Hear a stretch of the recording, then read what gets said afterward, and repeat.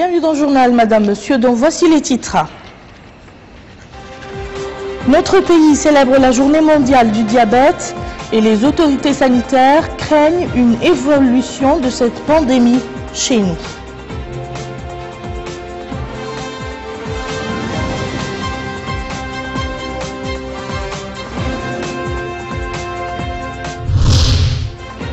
Le président de la CENI s'informe sur le déroulement de la mission de son institution au niveau de ses centres à Nouakchott.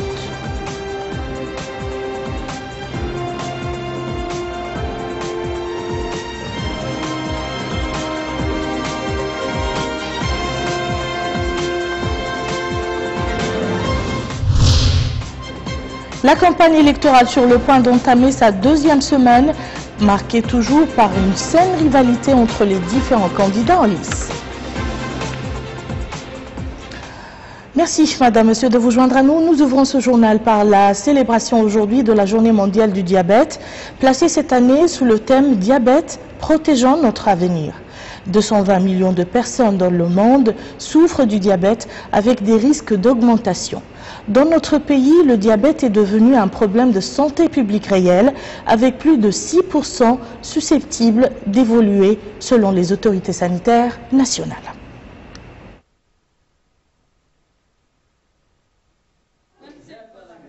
Accompagné par sa maman, l'enfant Abdelrahim est arrivé ce matin à l'hôpital pour faire le dépistage du diabète. Sa souffrance avec cette maladie a commencé brusquement il y a 8 mois. Aujourd'hui, le 14 novembre, la Mauritanie célèbre avec les pays du monde la journée mondiale du diabète. Une journée caractérisée par des activités de sensibilisation et l'organisation des dépistages gratuits. C'est la première fois que cette célébration annuelle bénéficie de l'égide du ministère de la Santé. En Mauritanie, le diabète est devenu un problème de la santé publique. Environ 6% de la population sont concernés. La montée du taux de cette maladie cause d'autres risques sanitaires, tels que les pathologies cardiaques, celles des vaisseaux et les caillots de sang. La lutte nationale et internationale contre cette maladie non transmissible connaît encore certains obstacles. Les difficultés des pays à lutter contre le diabète sont bien connues. Les services de prise en charge des maladies chroniques sont mal organisés. La sensibilisation des populations au diabète est limitée. Et il n'existe pas de programme d'éducation bien structuré à destination des patients et des professionnels de la santé. Mais quels sont les symptômes du diabète et comment peut-on l'éviter? Les symptômes de cette maladie sont l'envie d'uriner et la soif excessive, en plus de ça la perte du poids et le manque d'énergie. Pour éviter cette maladie, premièrement le régime, il faut éviter les boissons sucrées, tout ça. En plus, il faut qu'il y ait un travail physique. De leur côté, les ONG nationales essaient de sensibiliser les citoyens et aider les patients en dépit des moyens modestes. Le rôle de nos organisations, c'est d'aider la population qui sont dans le besoin, qui sont démunis, qui n'ont pas les moyens, puisque le diabète, c'est une maladie très coûteuse. Les médicaments coûtent excessivement cher. Avec des partenaires extérieurs, parfois nous avons des médicaments, et ça nous les offrons parfois gratuitement aux diabétiques qui sont membres ou pas membres, ou parfois on les cède à des vil prix. Il faut rappeler que le diabète touche 10% de la population mondiale et il tue une personne toutes les 8 secondes. C'est le soulagement pour les TNP, en clair, les travailleurs non permanents. Le comité interministériel chargé du suivi et de règlement de ce dossier a approuvé le procès-verbal du comité technique. En plus de l'insertion de 1500 travailleurs dans la SNIM, d'autres travailleurs seront à leur tour recrutés officiellement au sein de cette entreprise nationale.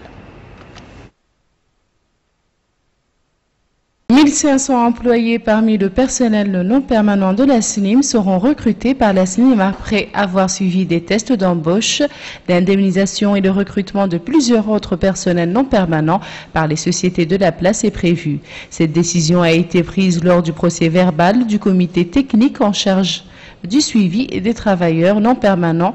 Cette décision aura 6 mois pour être appliquée intégralement. Cet homme salue la décision prise par les pouvoirs publics et demande, vu l'importance de la décision, de l'appliquer dans l'immédiat. Cet autre homme travaille pour l'établissement national de l'entretien routier et demande au président de la République d'appliquer cette décision pour tous les employés. La compréhension que nous faisons de ce texte de loi est qu'il doit aboutir à un règlement global et ne doit pas se limiter à un seul aspect du problème au moment où de nombreux travailleurs vivent la même situation. Il s'agit d'une décision politique et intervient dans un contexte politique. Et nous la voyons depuis sous cet angle et nous sommes convaincus qu'elle demeure une décision politique. Un pas important vient d'être franchi par l'État sur la voie de l'intégration du personnel non permanent et qui sera généralisé à d'autres secteurs pour le plus grand bonheur des bénéficiaires. Et pour parler justement de cette question des TNP, des travailleurs non permanents, nous avons invité ce soir sur ce plateau Mohamed Ouloumoimou, président du comité technique chargé du suivi du dossier des personnels, des travailleurs non permanents, parce qu'il s'agit des TNP et non des PNP à la SNIM. Monsieur, bonsoir. Bonsoir. Est-ce que la décision qui vient d'être adoptée au profit des TNP de la SNIM sera élargie au reste des employés non permanents dans les autres secteurs? Je vous remercie. Je voudrais seulement rappeler que cette décision vient en exécution de la volonté du président de la République lors d'une visite qu'il a effectuée à Zouarat. Les travailleurs non permanents de la SNIM à Zouarat lui ont posé leurs problèmes. Et c'est dans le cadre de l'exécution de cette instruction du président au gouvernement qu'un comité interministériel a été mis en place pour le suivi et la mise en œuvre d'une panoplie de mesures pour enrayer la problématique du tâcheronat et donc des travailleurs non permanents au niveau de la SNIM. C'est ainsi que le comité interministériel a mis en place un comité technique et depuis à peu près 6 mois, depuis le mois de mai à peu près, ce comité technique, avec les représentants de tous les syndicats des travailleurs de la SNIM, des travailleurs non permanents de la SNIM, aussi bien au niveau de Zouarat que de Nouadhibou, ce comité technique, donc avec les représentants de ces travailleurs et les représentants des sous-entreprises, ont planché depuis 6 mois sur instruction du comité interministériel pour examiner cette question et trouver les mesures nécessaires pour mettre fin au travail non permanent au niveau de la SNIM à Zouarat et à Nouadhibou. Donc ce comité technique a proposé le recrutement d'un expert indépendant pour faire une étude sur le phénomène. Cet expert donc, est allé au niveau de Zouarat, il a visité l'ensemble des chantiers de Zouarat et de Nouadhibou, en compagnie des représentants de la commission technique des travailleurs et de la sous-entreprise. Et à l'issue donc d'un mois, si vous voulez, il a donc élaboré un rapport et ce rapport a été validé et amendé par le comité technique élargi aux représentants des travailleurs et de la sous-entreprise il y a quelques jours à Nouakchott. Une vingtaine de représentants des syndicats des travailleurs et de la sous-entreprise ont planché avec la commission technique sur ce rapport et ils ont adopté le rapport avec des amendements et donc le comité interministériel, ça a été présenté au comité interministériel, donc comme vous l'avez dit tout de suite, et le comité interministériel l'a adopté et il a donné instruction au comité technique de nouveau de bien sûr, cette panoplie de mesures doit être mise en œuvre dans une période transitoire de 6 mois au niveau de la SNIM. Donc, dans 6 mois, on ne doit plus retrouver au niveau de la SNIM le travailleur non permanent. Le tâcheronat, c'est terminé. Vous savez bien qu'au niveau de la SNIM à Zouarat et à Nouadhibou, ce phénomène existe depuis des décennies, depuis une quarantaine d'années. Et donc ce phénomène, c'est quoi? C'est que les travailleurs n'ont aucun droit. Ils sont, si vous voulez, marchandés par un certain nombre d'entreprises. Et leurs droits n'ont pas leurs droits. Et puis, le tâcheronat, comme vous le savez, dans le cadre de ces mesures, le gouvernement a pris un projet de loi mettant fin au tâcheronat. Et donc ce projet de loi a été adopté par l'Assemblée, par le Parlement, donc promulgué par le Président de la République. Donc c'est dans ce cadre que désormais un chronogramme de mise en œuvre de l'ensemble des mesures va se faire au niveau de 6 mois. Et à l'issue de ces 6 mois, il n'y aura au niveau des travailleurs non permanents de Zouarat et de Nouadhibou que des travailleurs recrutés par la SNIM après un test professionnel. Ceux qui ne sont pas parmi les ouvriers qualifiés, ceux qui ne passent pas dans ce test vont être indemnisés. Les autres travailleurs qui ne sont pas des ouvriers qualifiés vont rester dans la sous-entreprise. Ceux qui ne seront pas dans la sous-entreprise seront également indemnisés. Donc il faut reconnaître que c'est une décision historique. Historique, comme je l'ai dit, parce que le phénomène du tâcheronat, le phénomène du travailleur non permanent, avec tout ce qu'il comporte comme mesures hors normes légales, va désormais être aboli au niveau de la SNIM. Et à partir de cet exemple, les pouvoirs publics veulent dupliquer cette opération au niveau de tous les autres secteurs où se trouvent ce genre de travailleurs. Parce que certains l'ont dit tout de suite au niveau de votre plateau, pourquoi on n'élargirait pas cette mesure. La SNIM a été prise comme exemple parce que c'est le plus grand employeur des travailleurs non permanents. Donc à partir de la résolution de ce phénomène au niveau de la SNIM, les pouvoirs publics vont l'élargir dans tous les autres sociétés, secteurs au niveau du pays. Merci beaucoup, Monsieur Mohamed Aouloumeimou, président du comité technique chargé du suivi du dossier des TNP, des travailleurs non permanents à la SNIM, pour toutes ces explications. Merci beaucoup. Le président de la Commission électorale nationale indépendante, Dr Abdallahi Ould-Souaïd Ahmed, a effectué une visite d'information dans les zones électorales situées à Nouakchott. Dans ce cadre, le président de la CENI a visité la zone du Carrefour qui comprend Arafat, Dar Naïm et Tojounine, la zone du Ksar qui renferme le Ksar, Tayar, Tevraghzena et celle d'Elmina qui englobe les Muqata'a d'Elmina, de Riyad et de Sepra. La Caisse des dépôts et de développement diversifie ses interventions à travers l'octroi de microcrédits. Nombre de citoyens ont pu développer des activités génératrices de revenus grâce au financement octroyé par la CDD. Rabia Deta. Du renforcement du secteur du travail en Mauritanie, la Caisse des dépôts et développement de Mauritanie octroie des crédits afin de développer le microcrédit dans les secteurs non couverts par des organismes publics ou privés. Cette caisse participe en tant qu'investisseur à long terme à certains financements de projets identifiés comme essentiels au développement économique et social du pays. Cette femme nous confie que grâce à la Caisse des dépôts et de développement, elle a pu faire un commerce et mieux subvenir aux besoins de sa famille. La Caisse des dépôts et de développement apporte un soutien aux personnes en situation précaire en leur accordant des prêts sans taux d'intérêt. Cet homme achète des terrains et construit des maisons et les revend grâce à un financement de la Caisse des dépôts et de développement. Son projet comprend 25 employés, dont 2 sont des diplômés chômeurs. Cet autre homme remercie la Caisse des dépôts et de développement du prêt qu'elle lui a accordé sans intérêt qui lui permet aujourd'hui d'être son propre patron. La CDD a intervenu en fait pour exécuter ce programme. Ce programme a permis la création de milliers de postes d'emploi pour les diplômés chômeurs, pour la population précaire de Tarhil.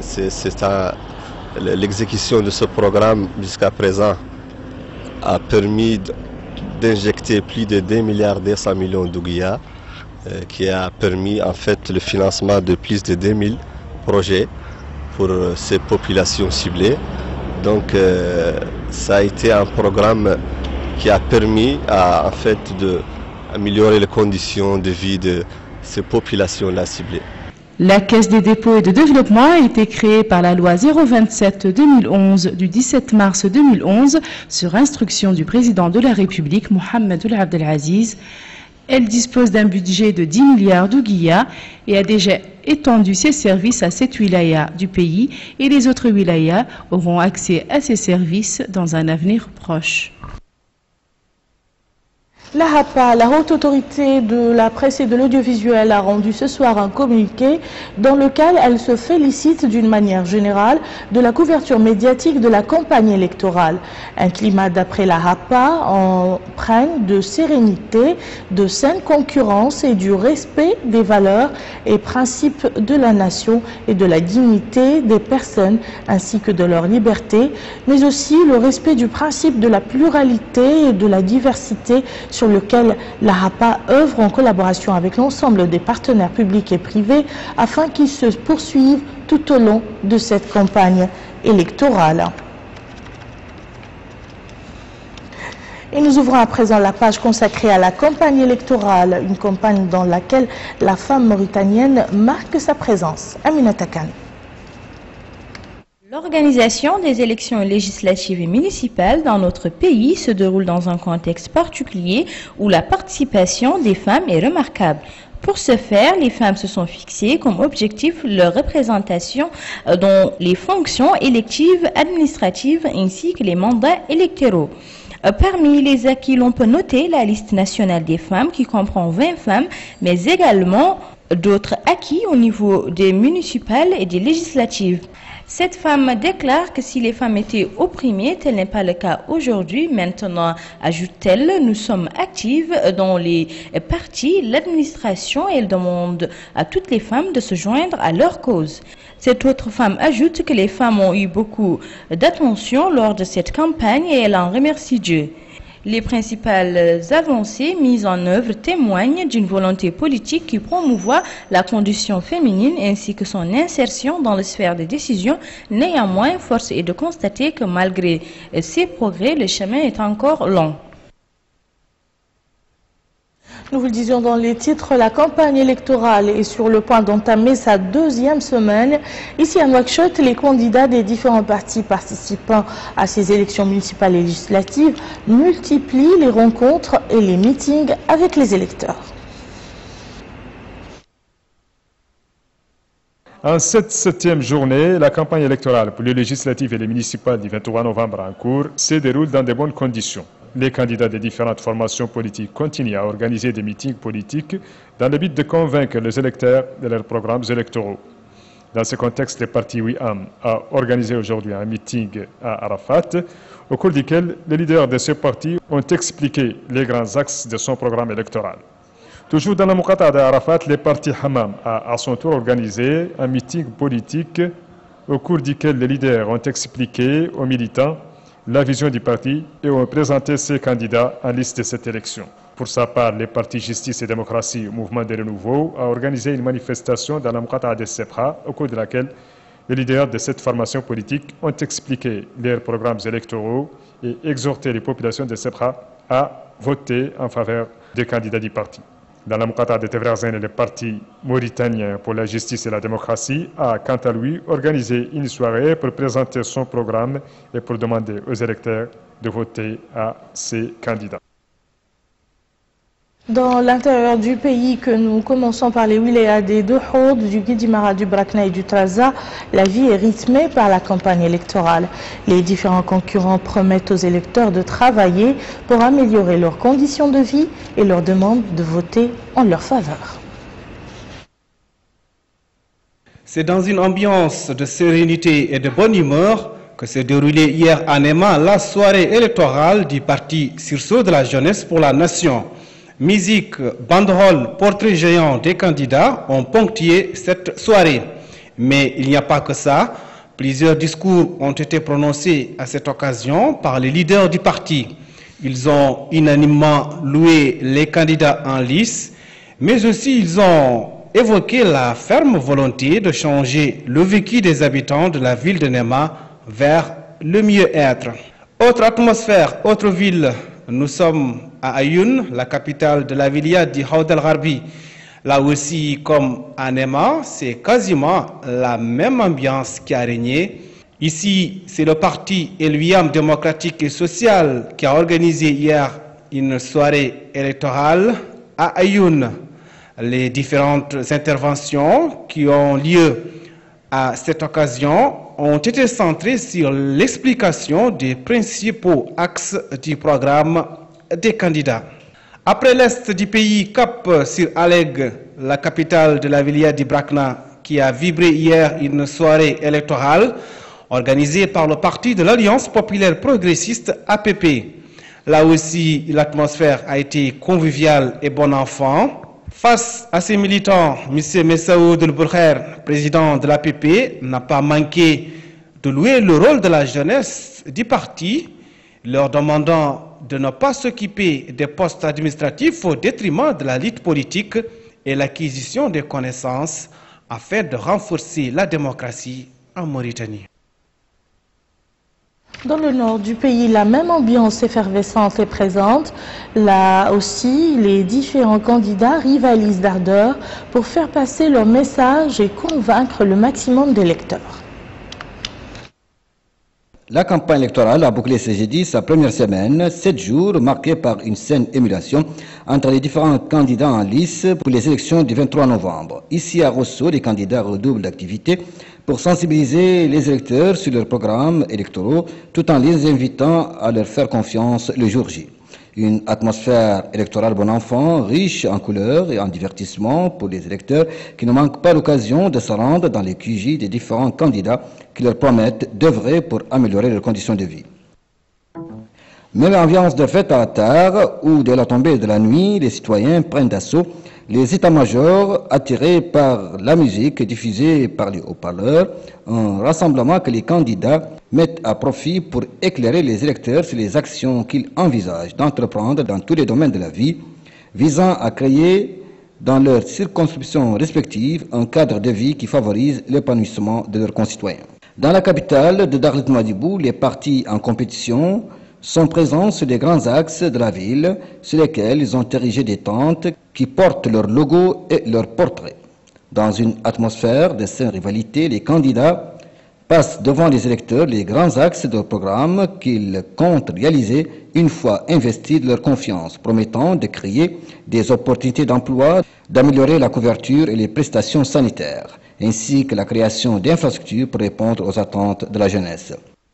Akjoucht, la capitale de l'Inchiri n'est pas en reste. Là aussi, le rythme de la campagne va crescendo au fil des jours, marqué par des meetings, des rassemblements, au cours desquels les différents concurrents invitent les électeurs à voter en leur faveur. Dans cette cité minière, l'accent est mis sur la nécessité de faire profiter les populations de l'Inchiri des richesses dont regorge leur wilaya à travers l'emploi de ses ressortissants ainsi qu'une meilleure couverture sanitaire. Des rassemblements rythmés par les musiques des groupes folkloriques et des artistes que les candidats mettent à contribution pour animer leur veillée électorale qui se poursuivent parfois jusqu'au petit matin. La Fondation Habiboul Mahfouz a organisé hier soir une cérémonie commémorative à la mémoire Feu Habiboul Mahfouz, fondateur de l'hebdomadaire Le Qalam, à l'occasion de la publication de la première édition d'une série d'articles que le disparu publiait régulièrement dans Le Qalam et qui a intéressé beaucoup de lecteurs et d'écrivains. La commémoration a été marquée par un mot du directeur du Centre culturel marocain dont le siège abritait la cérémonie et dans laquelle il a fait état des vertus de Habiboul Mahfouz et de son rôle favorisant plus de conscience et plus de liberté d'expression au tout début de la démocratisation en Mauritanie. La veuve du disparu a, elle, rendu hommage à ceux qui ont contribué à la publication de cette nouvelle édition.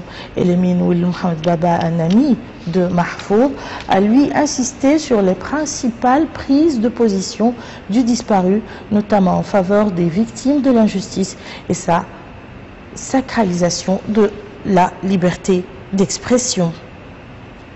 Ainsi prend fin ce journal. Tout de suite le rappel des titres. Notre pays célèbre la journée mondiale du diabète et les autorités sanitaires craignent une évolution de cette pandémie chez nous.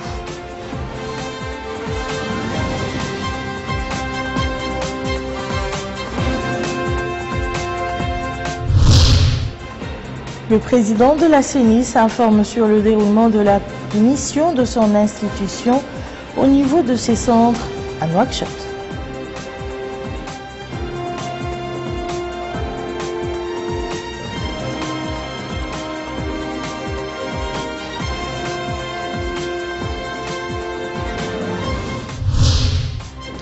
La campagne électorale sur le point d'entamer sa deuxième semaine, marquée toujours par une saine concurrence entre les différents candidats en lice. Merci Madame, Monsieur de nous avoir suivis. Passez un excellent week-end et à très bientôt, Inch'Allah.